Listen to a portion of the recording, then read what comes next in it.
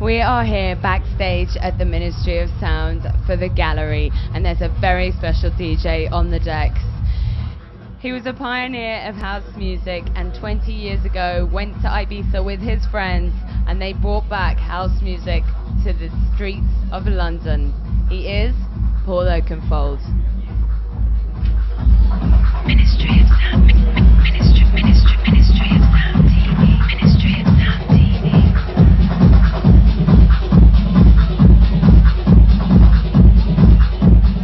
This is a moment that I've been waiting for a very, very long time. I'm finally getting to meet a man who is incredibly important in the dance music industry, and I am a very big fan of Mr. Paul Oakenfold. How are you doing? Good, thank you. Here at Ministry of Sound to play at the gallery. Yeah, here at Ministry. Good to be here. I haven't been here for Ministry for a long, long time. So. Okay, I want to roll back time a little bit. I want to go back to the beginning, not too far. 15. Yes. What was it like when you were 15? I was illegally going to clubs. I had a silly haircut and I wore a tie. A thin tie? Yeah, no, a big fat tie. So I didn't know how to tie it up. So I was an idiot. Now, you had a holiday, I believe, with Nick Holloway and Danny Rampling. Can you just tell us a little bit about it? What was it like going to Ibiza, discovering it and hearing the music?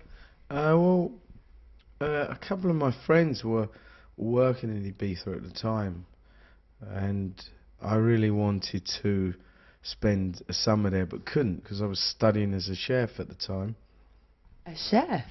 Yeah, I'm a fully qualified chef. So I was studying as a chef and they wouldn't give me the time off, so I went for that annual 2-week holiday out during my birthday, and I mentioned it to a few friends, and they decided to come, and kind of the rest is history. I mean, it's been well documented. We just had an amazing time, you know, when a bunch of friends go away to a great place, and it was just that spirit and energy that was really special, and having all your friends around you, and going to the clubs and hearing, you know, at that time it was Pepe, Cesar, Alfredo, just playing good progressive music, new music. In London at the time, I felt music-wise it was very stale, so this was a breath of fresh air for me, and I think also for Rampling and Holloway, because it inspired us to come back and to start a movement and a scene. And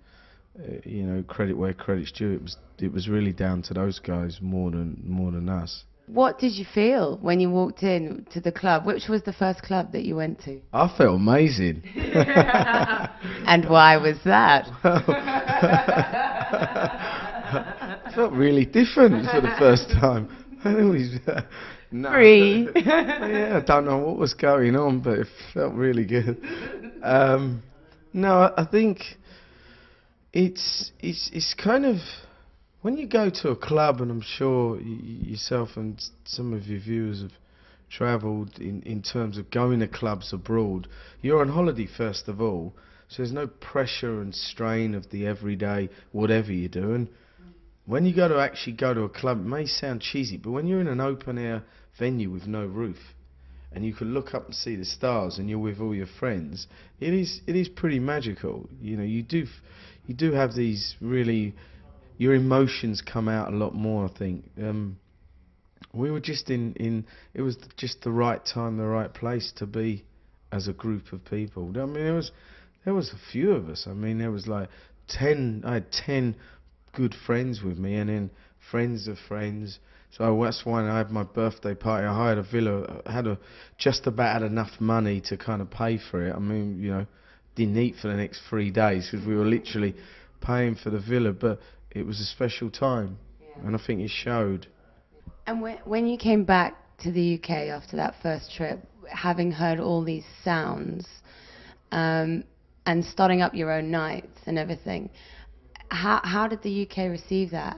And tell us a little bit about the nights as well, because you had a night called Future, right? Yeah, I mean, we were in I say we because it just wasn't me, it was Ian Paul and Trevor Fung. We were in a good position because we had our own little club kind of going on, and we knew all the workers, and we knew the people who had the infrastructure in Ibiza, in terms of the people who were flyering, who were promoting, who were there for the summer working in bars and stuff.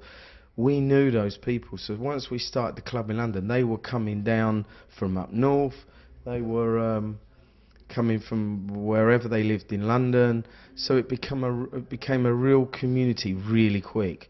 And from Future, Spectrum, Shum, Nicky started doing the big trip nights, and it moved at a rapid pace because I think it was such a different experience and such an enjoyable experience that you would go one night and then tell your friends to come with you the next week, and it just exploded really quickly.